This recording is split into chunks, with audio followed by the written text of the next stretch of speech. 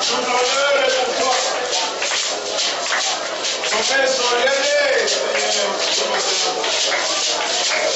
vers ton trône. Nos pensées et nos paroles, Seigneur, vers toi. Le roi qui mérite la louange, qui mérite l'honneur, qui mérite la puissance, qui mérite la force, qui mérite la magnificence. Tu es roi. Il n'y en a point d'autre en dehors de toi. Alléluia. Sois béni, Seigneur. Sois béni, Seigneur.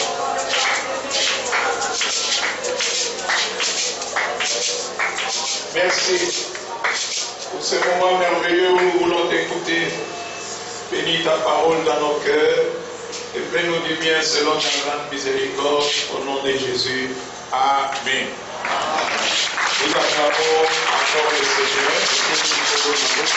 Il est merveilleux, ce Dieu qui nous fait la grâce de nous retrouver encore ce matin dans sa maison. Est-ce que nous pouvons encore nous saluer les uns les autres si nous ne l'avons pas fait? De toutes les manières, l'abondance de gentillesse, de joie, depuis jamais.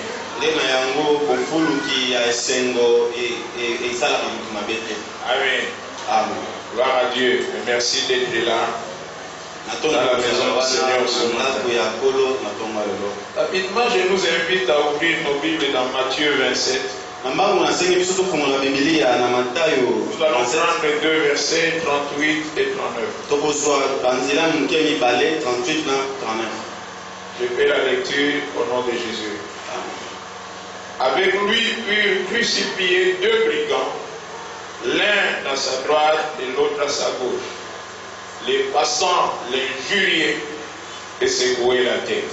Amen. Amen. Nous sommes en train de parler depuis dimanche passé de la puissance de la mort et de la résurrection de notre Seigneur Jésus-Christ.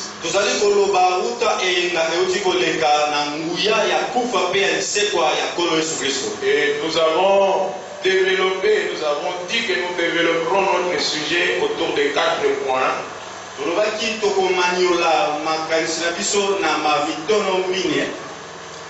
avons dit nous allons nous concentrer sur la vie de Christ. Celui par qui la prospérité à tous égards est possible. On ne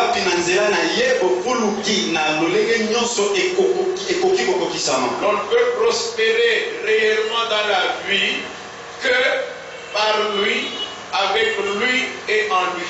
Nous retirons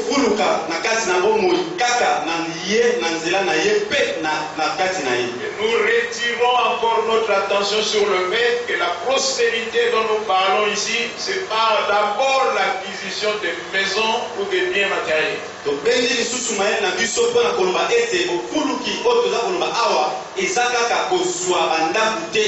Et nous insistons sur la prospérité de notre âme. Quand notre âme est prospère, cette prospérité pourra se manifester dans notre vie sociale, dans notre corps et dans tout ce que nous sommes en train de faire dans la vie. Cette prospérité n'est possible qu'en Jésus, qu'avec Jésus et par Jésus. Pourquoi? Parce que Jésus est mort pour nous et qu'il est ressuscité d'entre les morts. Au cours de notre enseignement, nous avons dit que nous parlerons de la vie de Jésus avant sa mort. La vie de Jésus avant la croix. Le deuxième point, c'est la vie de Jésus sur la croix. Parce que s'il est vrai qu'il n'y a fait que 3 heures, mais il y a des choses qui se sont passées pendant ces 3 heures.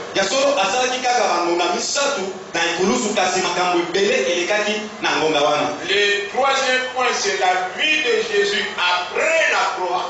La vie de Jésus dans la tombe. Parce que tout ne s'était pas terminé avec sa mort. Et le quatrième point, c'est la vie de Jésus après sa résurrection. Nous avons déjà parlé de la vie de Jésus avant sa mort. Avant la croix. Nous avons insisté sur le fait que la vie de Jésus ne commence pas ici sur la terre. Il a une existence éternelle. Avant que le monde ne soit, il est. Et c'est lui qui a commencé toutes choses. La Bible dit que c'est en lui et en lui que ce monde a été fait, pour lui que ce monde a été créé. Bon, aujourd'hui, la vie de Jésus sur la croix. Nous savons que c'est Jésus qui est venu. Il a accompli un ministère puissant. Il est allé de lieu en lieu pour annoncer la parole du Seigneur. Pour guérir ceux qui étaient et délivrer ceux qui étaient sous la prise du malin. Ce ministère-là, c'est bien. Mais ce n'est pas d'abord pour ce ministère-là qu'il était venu. Parce qu'avant lui, il y a des gens qui allaient aussi à gauche et à droite et qui annonçaient la parole de Dieu. Lui est venu pour accomplir une œuvre qu'un humain ne pouvait accomplir. Il est venu pour faire ce qu'aucun homme ne pouvait faire. Parce que nous avions dit ça. Que quand Jean voit la vision du trône, il voit un homme qui est assis sur le trône. Il le décrit. Il dit que dans sa main, il tenait un livre. Un livre qui était écrit au détail et au dehors. On avait écrit dans les pages de l'intérieur. Et on avait aussi écrit sur la couverture. Nous savons que c'est un boulot qu'il voyait. Mais c'était écrit et à l'intérieur et à l'extérieur. Et ce livre était scellé. Et il y a eu écrit au ciel. Qui est digne de s'approcher de celui qui est assis sur le trône. Regardez seulement les livres. De pouvoir les prendre d'entre ses mains et d'en rompre les sceaux. La Bible dit qu'au ciel, sur la terre, sous la terre, dans l'univers tout entier, personne ne peut trouver digne de s'approcher, de regarder le livre et de prendre des mains de celui qui était assis sur le trône et de pouvoir en ouvrir le sceau. Quand Jean se met à pleurer, l'archange lui dit, ne pleure pas, parce qu'il y a une solution. Et la solution n'est pas venue de l'extérieur du trône. La solution est venue du trône. Alléluia. C'est pour ça que le Christ devait s'incarner. Dieu devait venir sur la terre pour venir sauver l'humanité. Et avant l'heure fatidique, le temps pour lequel il était venu, il est sur la montagne de Gethsemane. Il voit sa mort. Il voit les souffrances par lesquelles il doit passer. Et là, il commence à crier. Dans son agonie, il était agonissant. Sans que personne ne l'ait frappé, sa sueur était devenue du sang. La pression était telle dans son cœur que sa sueur est devenue comme du sang. Les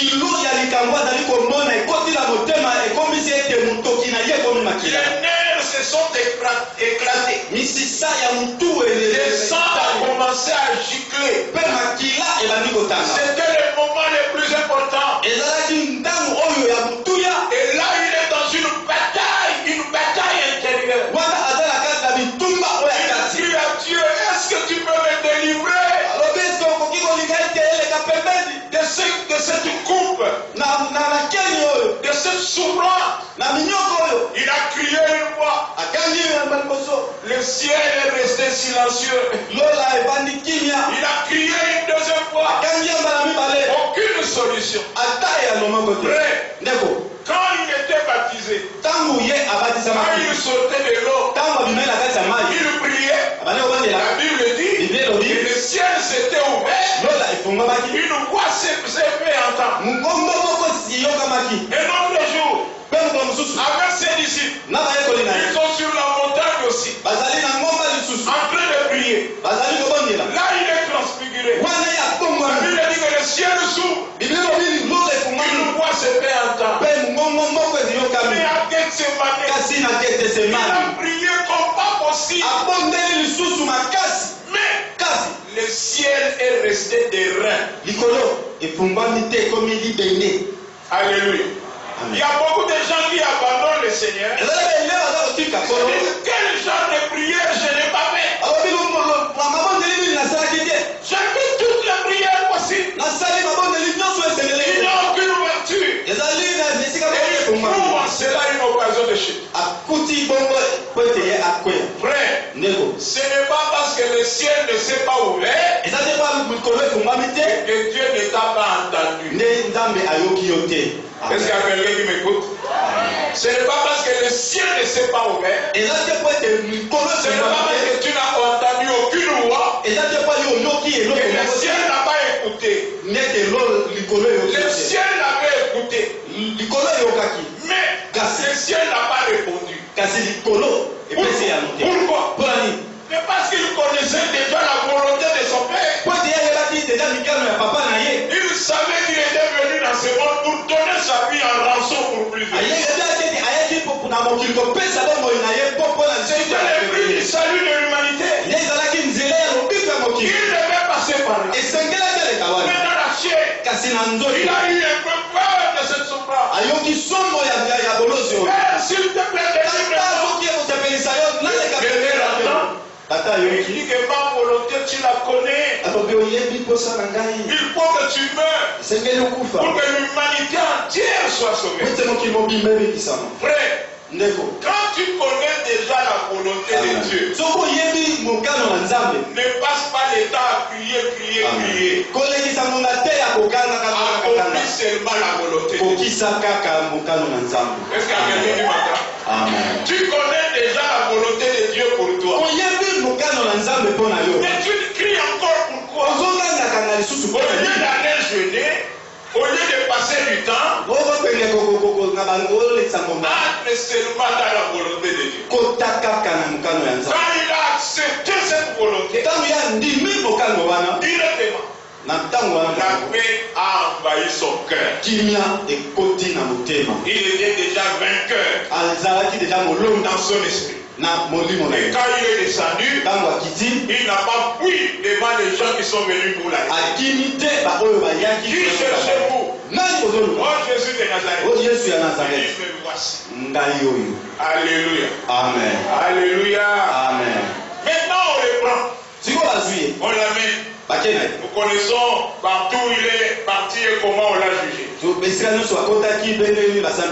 on le crucifie en l'humiliant. Il a été humilié par tout le monde, par toutes les catégories de personnes. Les gens qui passaient l'insultaient. Les militaires l'insultaient. Les souverains sacrificateurs et tous les sacrificateurs. Ensemble avec tous les sanétains. L'insultaient. Même les personnes avec qui il était crucifié. Qui avaient commis le mal. Tous l'insultaient. Il a été humilié comme pas possible. Je viens dire à quelqu'un ici. Si tu passes dans une vie d'humiliation, tout le monde ne fait aucun cas de toi. Cela ne veut pas dire que Dieu ne fait aucun cas de toi.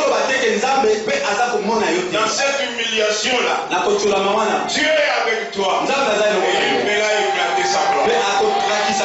Il fera éclater sa gloire. Tout le monde l'insultait. Mais il avait déjà accepté la volonté du Père. Et il avait vaincu toutes ces souffrances qui sont venues avec. Dans son esprit, il était préparé à cela. Et là, quand on le crucifie, Jésus libère cette parole. Nous avons déjà enseigné ici, je ne sais pas, c'était en 2017, sur les 7 paroles de Jésus-Christ sur la croix.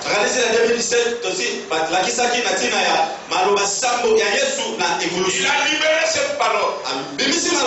La première parole, mais pardonne-leur parce qu'ils ne savent pas ce qu'ils font. La deuxième parole, il s'adresse à l'un de ces malfaiteurs qui était crucifié avec lui. Lui avait commencé par l'insulter. Mais après, il a été touché par la grâce. Et il a commencé à prendre sa dépense.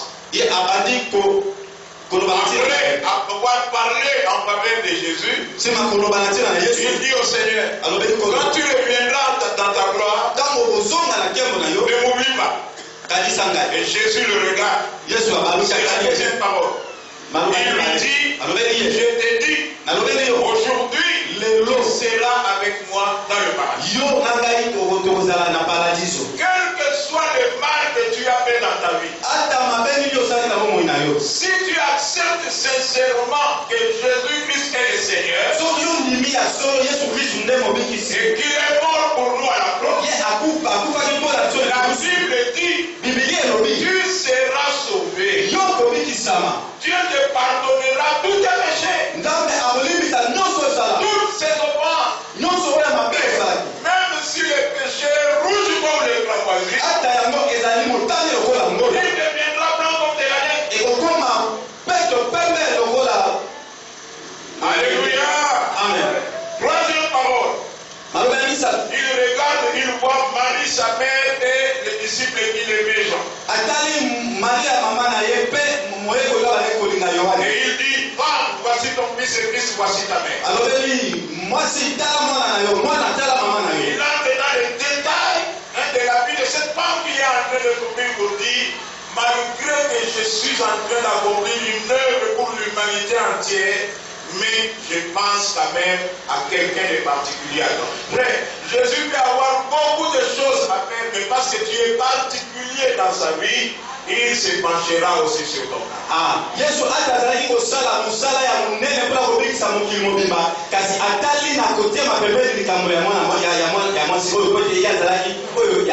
Quatrième parole.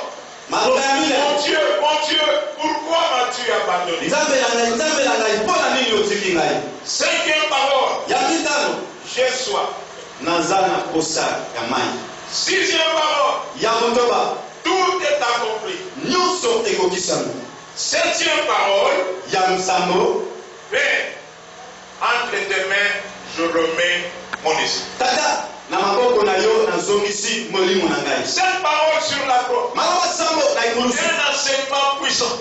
Source de grâce et de bénédiction. Mais ce que je vais relever ici, c'est que dans ces 5 paroles, il y a eu 2 cris. 5 paroles. Mais dans les 5 paroles, il y a 2 cris. La quatrième parole, et puis la 6e parole. Là, il ne parle pas. Il crie. Nous pouvons lire ça dans Matthieu 27 toujours. Matthieu 27. Verset 46 et verset 50. 46, 50. Verset 46. Et vers la 9e heure.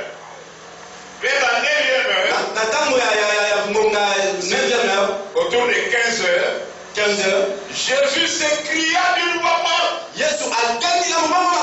Eli, Eli, lama sabachthani. C'est-à-dire, mon Dieu, pourquoi m'as-tu abandonné?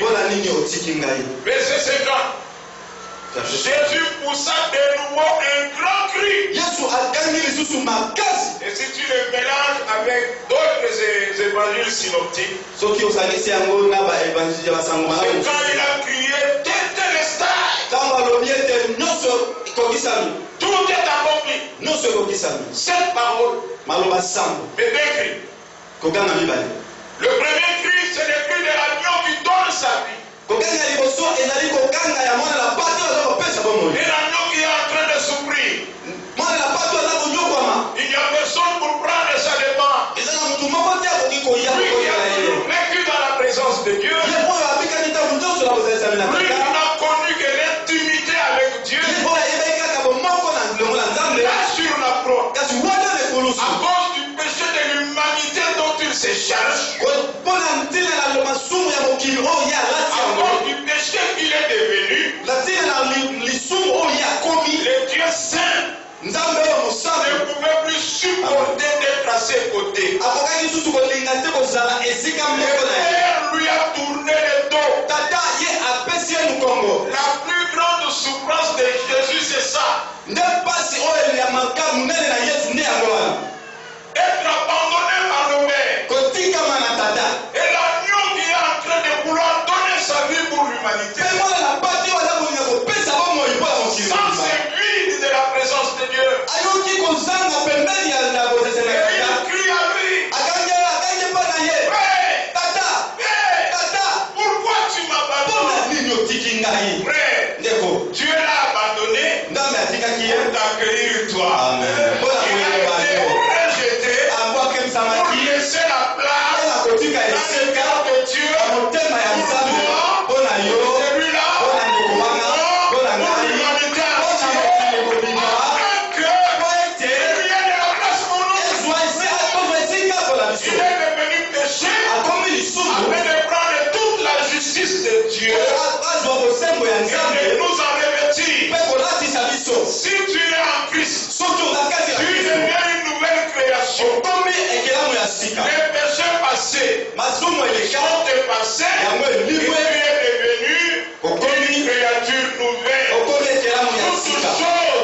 choses deviennent nouveaux dans la vie de celui qui est en Christ. Frère, c'est pour ça que je dis l'enfer, ce n'est plus pour toi. Est-ce que tu peux dire à ton frère l'enfer n'est plus pour toi? L'enfer, c'est pour ceux dont les péchés, leurs péchés sont sur eux.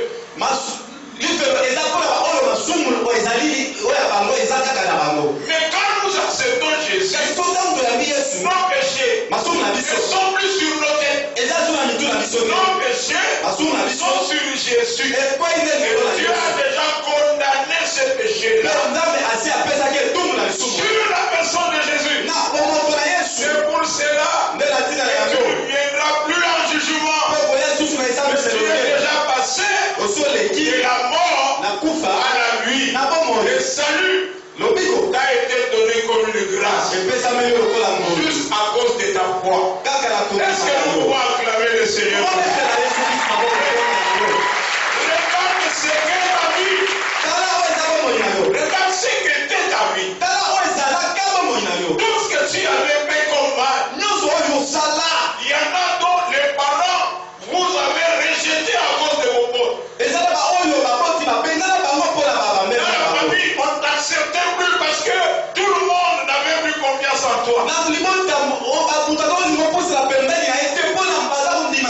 La condamnation du monde était sur toi. Et quand tu es venu en Jésus, et Dieu est saint, il est capable vraiment de juger. Quand tu es venu à Jésus, il t'a dit, ton fils, je te pardonne tous tes péchés, je les jette derrière toi dans la mer tranquille. Je ne penserai plus jamais à tes apportements, à tes vols, à tes escroqueries, à tes mensonges.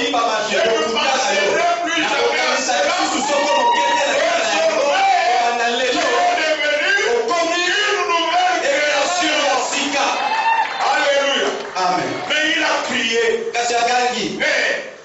Pourquoi m'as-tu abandonné? Il a été abandonné pour que toi tu sois accepté.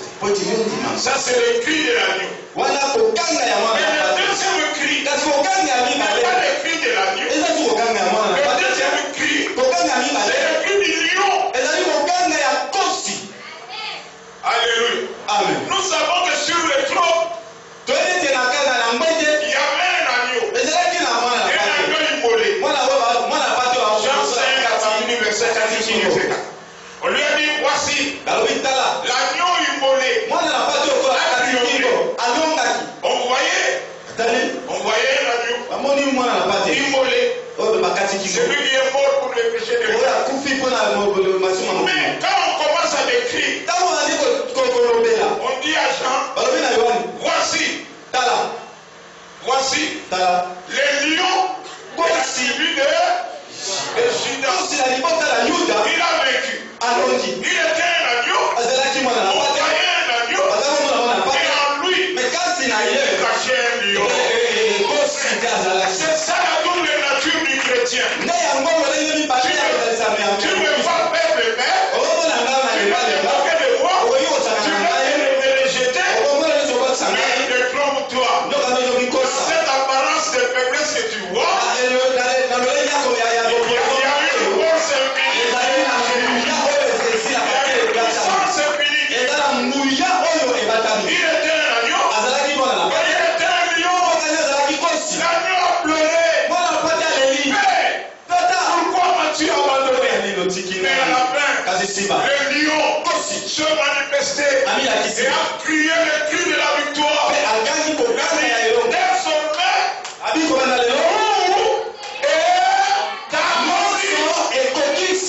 Alléluia. Amen. Tout est accompli. Quand il a poussé ses cris, la Bible dit qu'après, il a rendu là. Mais quand il a poussé ses cris, il y a des choses qui se sont passées. D'abord, la Bible dit que le voile du temple, nous savons que le temple avait trois parties. Le tabernacle avait trois parties. Il y avait le parvis, là où n'importe qui pouvait entrer. Il y avait le lieu saint qui n'était accessible que par les sacrificateurs. Et il y avait le très saint où seul le souverain sacrificateur ne pouvait entrer. Et il n'y entrait qu'une fois par an à la fête des expiations. On appelle ça le Yom Kippour. On le met vers le mois de septembre, octobre par là. Amen. Il n'y a que le souverain sacrificateur qui y a. Et tous ces endroits étaient séparés par des rideaux. Personne ne voyait ce qui était caché dans le rideau. Personne ne pouvait y entrer. Même le souverain sacrificateur, quand il y entrait, on lui attachait une corde au pied. Parce que la présence de Dieu pouvait le frapper et il mourait là-bas. Et dans ses habits, il y avait des clochettes partout. Quand il y entrait, les gens prêtaient l'oreille. Est-ce que les clochettes sont en train de sonner? Non. Quand on entend les sons des clochettes, on sait qu'il est encore vivant.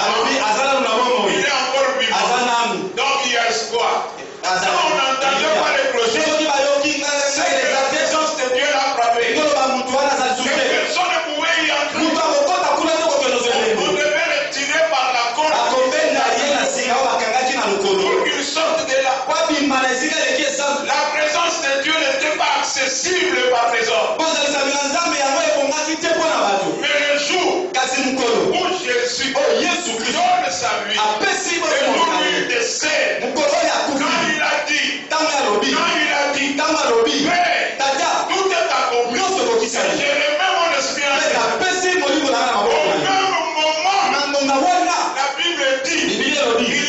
ciseau qui a quitté le ciel et qui est descendu sur qui a coupé la main de Dieu. Il est venu couper les rideaux qui empêchaient l'humanité d'accéder à la présence de Dieu. Oh bien-aimé, cela n'a pas été coupé de bas en haut. Cela n'a pas été coupé de gauche à droite. Et la Bible dit que les rideaux ont été coupés.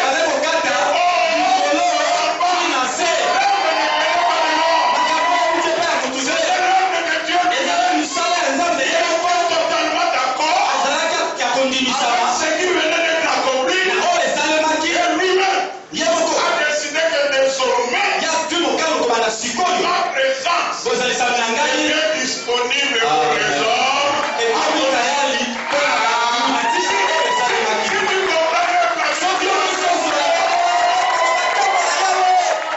La présence de Dieu est devenue accessible. Désormais, tu n'as plus besoin d'intermédiaire. Pour t'approcher de Dieu, tu n'as pas besoin de moi. Tu n'as pas besoin des serviteurs de Dieu. Tu n'as pas besoin de la sang. Si tu veux entrer dans la présence de Dieu, il faut l'ascensoir. Tu n'as plus besoin de cela. Désormais, si tu décides, tu peux entrer dans la présence de Dieu. C'est pas tout cela. C'est pour cela que je proclame que ce matin, parce que tu es dans la présence de Dieu, c'est dont tu as besoin. Tu es en train de te réveiller.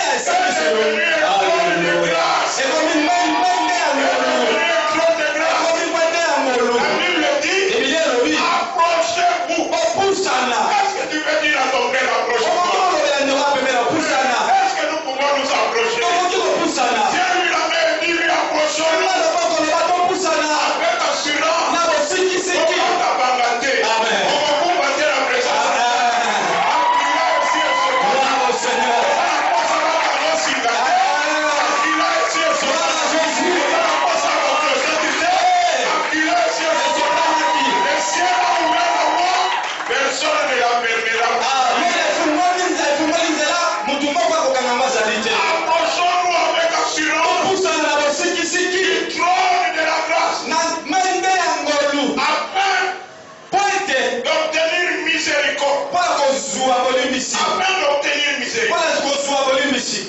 et d'être secouru dans tous nos besoins. C'est quel est ton besoin? Besoin de santé, besoin de justice, besoin de victoire sur le péché. Eh bien, approche-toi. Approche-toi. Ne t'approche pas en tremblant. Approche-toi avec assurance. Quand on dit avec assurance, c'est avec assurance. Parce qu'il y a des gens qui tremblent, qui ont peur de s'approcher de lui. La Bible dit bannir la crainte. La crainte n'est pas dans l'amour. Amen. Le vrai amour près. Bannir la crainte. Alléluia. Amen. Deuxièmement, d'abord le voir les déchirer. Même les gens qui étaient loin là-bas, et les sacrificateurs qui n'entraient pas là-bas, même les passants, pouvaient voir maintenant la présence de Dieu dans le lieu. Même si tu n'es venu qu'aujourd'hui, je te dis, tu peux entrer dans la présence de Dieu et recevoir ce dont tu as fait. Tu peux être guéri aujourd'hui. Tu peux être sauvé aujourd'hui. Tu peux être délivré aujourd'hui. Quel que soit ce que l'on a dit sur toi, la présence de Dieu est devenue accessible. Et parce qu'elle est accessible, nous pouvons y manœuvrer. Nous pouvons y agir. Deuxième chose, la Bible dit qu'il y a eu un tremblement de terre. La terre a tremblé. Quand le Christ a donné sa vie, tremblement de terre. La terre tremble. Vous savez, tremblement de terre, c'est quelque chose de croyable, frère. Aujourd'hui, par les réseaux sociaux, nous voyons quand la terre tremble à Goma. Comment il y a des fissures partout sur la surface de la terre. Comment les maisons s'écroulent. Comment les routes sont détruites. Les tremblements de terre, c'est quelque chose de terrible et de terrifiant. Mais pourquoi un tremblement de terre à ce moment-là précis? Le tremblement de terre qui se fait montre toute la puissance de Dieu qui est cachée dans la mort de Jésus. Et si le tremblement de terre vient pour détruire dans ce monde tout,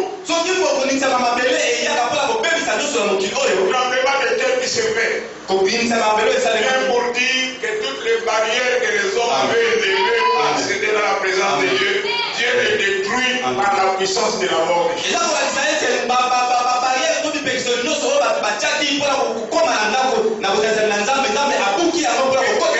Désormais, il détruit tout et il crée une voie, il inaugure une nouvelle voie pour entrer dans sa présence. Et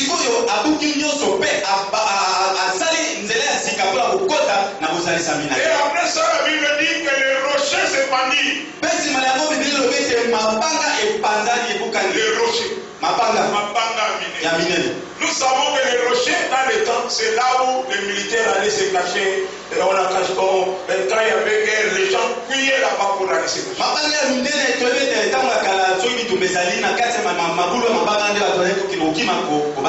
Les rochers, c'est là où beaucoup de gens qui sont pris comme esclaves par le diable, ils vont les cacher pour que personne ne puisse les voir. Je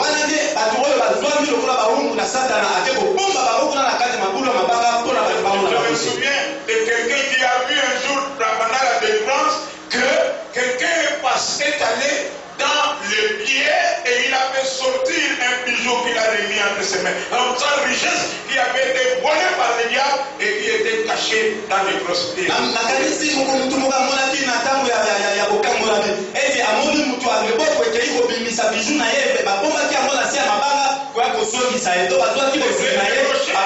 C'est l'image du lieu où le diable va se retrancher en amenant ses captifs, en amenant des gens qu'il a possédés, qu'il a dit, personne ne les verra ici.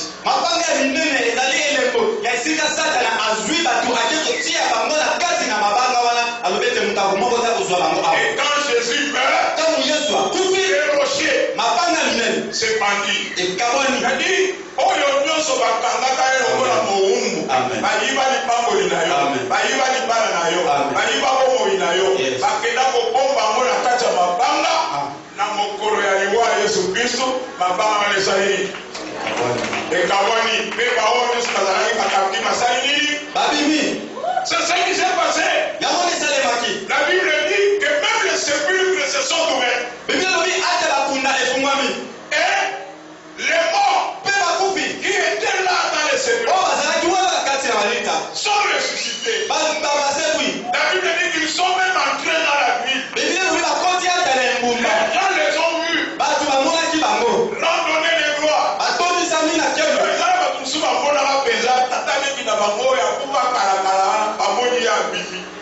Frère, je vais te dire, même si tu as été amené dans les sépulcres, par le nom puissant de Jésus, tu peux sortir.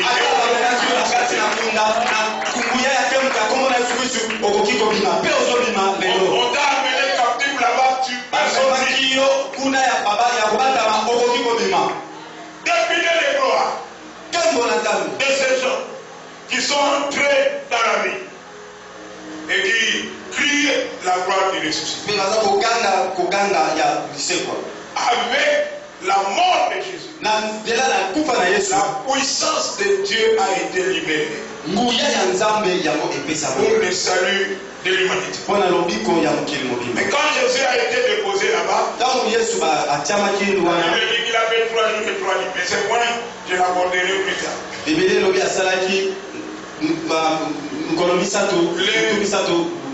Bon, maintenant la vie de Jésus après la résurrection. 3e jour, il ressuscite. Il a ressuscité. Et qu'est-ce qu'il y avait quand le Christ ressuscite? La Bible dit qu'il est resté dans ce monde pendant 40 jours. Avant quand il ressuscite, les femmes sont allées jusqu'au sépulcre. Ils entrent et ils voient le corps de Jésus n'est plus là. Commence à pleurer. Mais ils ont vu 2 hommes qui étaient là-bas qui paraissaient comme des hommes. Et ces hommes leur ont posé la question, pourquoi vous pleurez? Là où il y a résurrection, parce que Christ est ressuscité, les pleurs n'ont plus la place.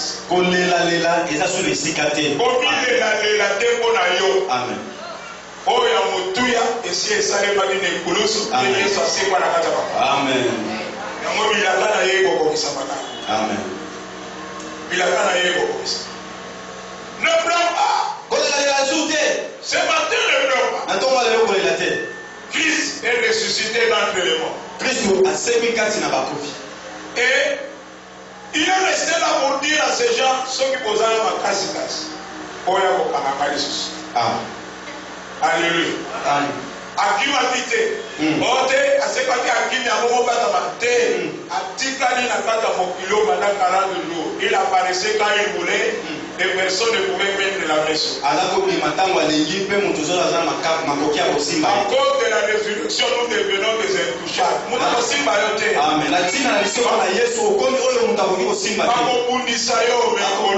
Amen.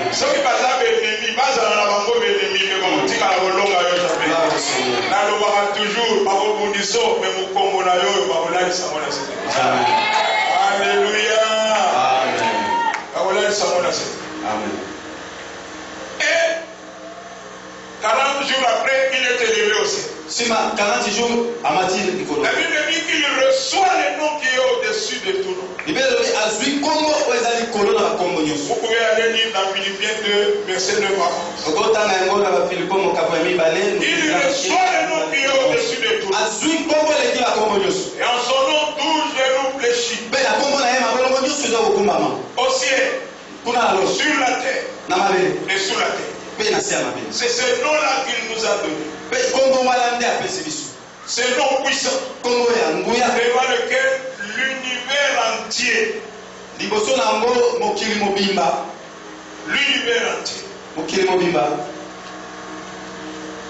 s'agenouille.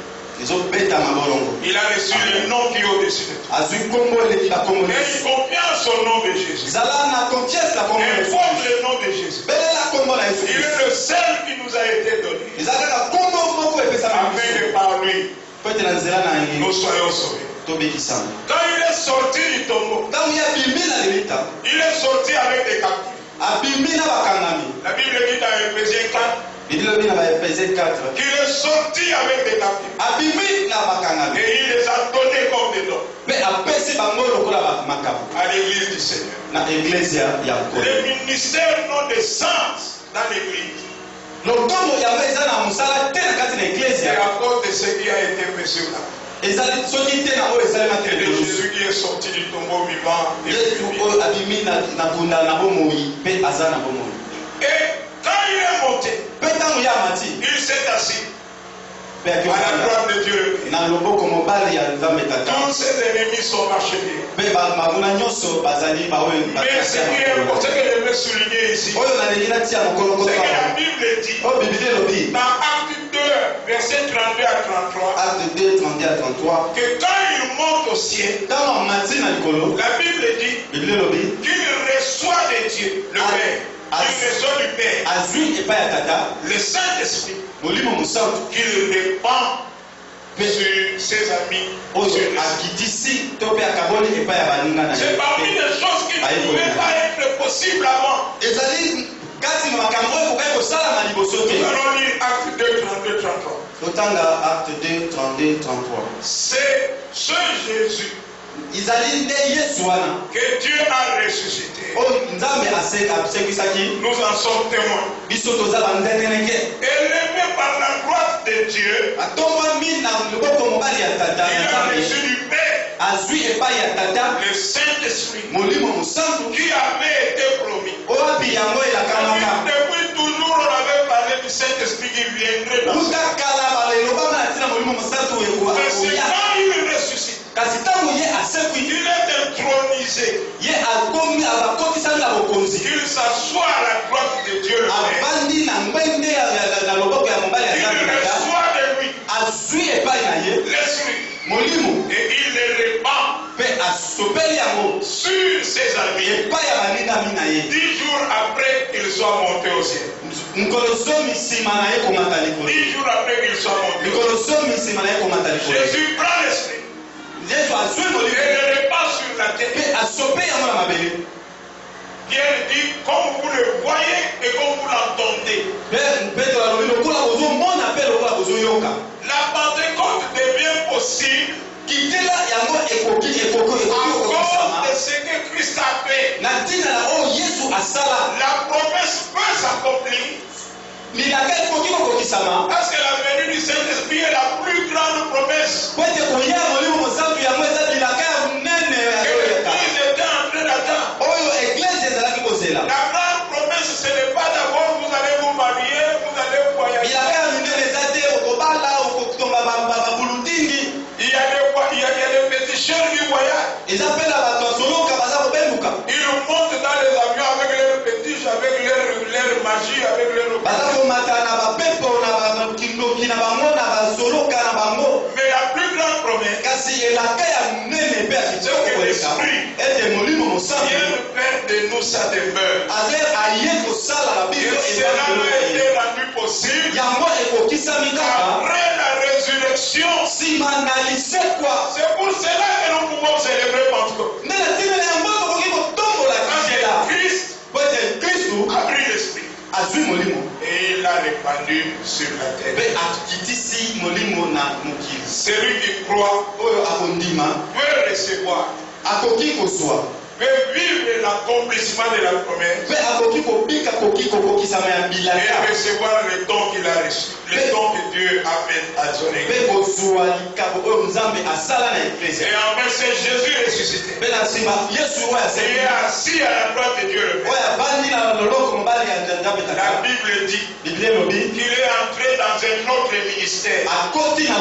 C'est un ministère d'intercession. Il intercède pour nous. Attends pour l'oiseau qui peut ôter ta maison à passe. Otieli toi dans l'église oyoki pasteur kotanga kombo na yote pona maladi na yo to pona pasi na. Ba intercesseur bazokipe yote.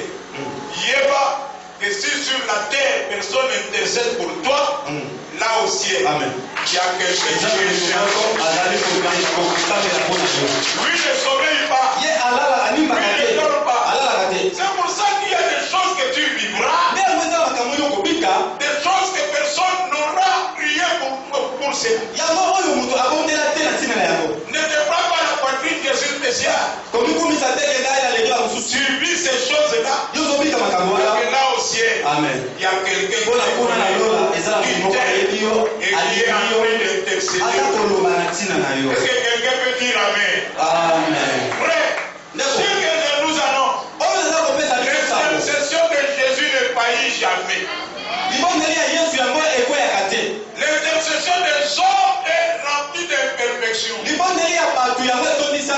Parce qu'il est bon avec toute la détresse humaine. Il y a de quoi tu lui dis, prie pour moi. Il y a la montée, maintenant c'est que la négo d'Odio Pamavana. Alors, il était à la rappel au lait de Miniza, mais Bouga Bouga et les sous. Mais dans la location, le valet de la mécanisme. Montée Manaïe, le bateau, on aura les zolos. Mais il y a son plus, dans la zone de la bonne aïe, à la zone de la montée, on va vivre. Amen. Alléluia. Amen. Et dans le sous, il y a beaucoup à qualité. Vous voyez, si il y a bon de la bonne aïe, il y a pas. Il y a le vide. Il y a pas la casse. Pour qu'on a dit qu'à la gamme, on a beaucoup de monde. Il faut que ça ait belé, il faut que se consoler la carte de passe la mission. Mais, et ça, il y a comme consolation mutualité. Amen. Et ça, il y a comme un kébo dans la salle et on dit ça. Moutouna Moutoua, soit dans le Ganaïe, parce que Dieu fait toutes choses dans son temps. Amen. C'est pour cela qu'il faut avoir confiance en l'intercession de Jésus. Alléluia. Amen. Jésus intercède pour toi. Quand le diable vient t'accuser parce que tu as menti, parce que tu as commis une grâce, l'intercession de Dieu, de Jésus, est plus puissante dans les oreilles de Dieu que toutes les accusations de Dieu.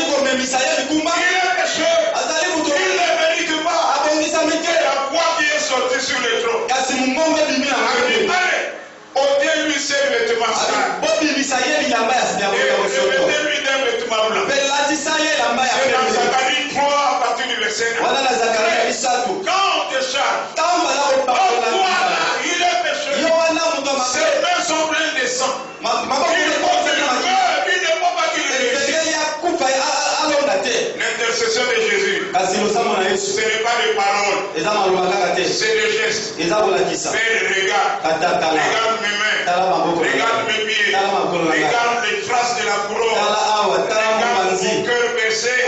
Tout ceci, c'était à cause de lui, pour qu'il soit sauvé, pour qu'il réussisse.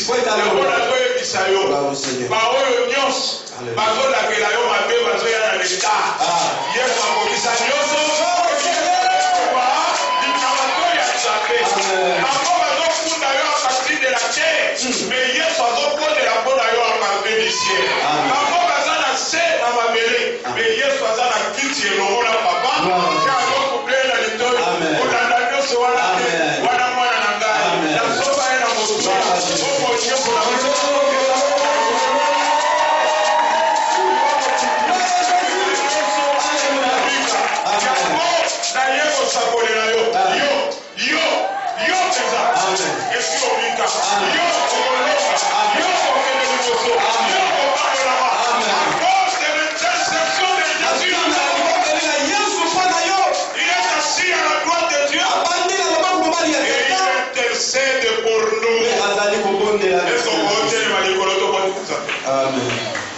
Commence à rendre grâce à Dieu. Seigneur Jésus, merci pour ton intercession en ma faveur. Je sais que si je réussis dans les combats, tu me sont déposés.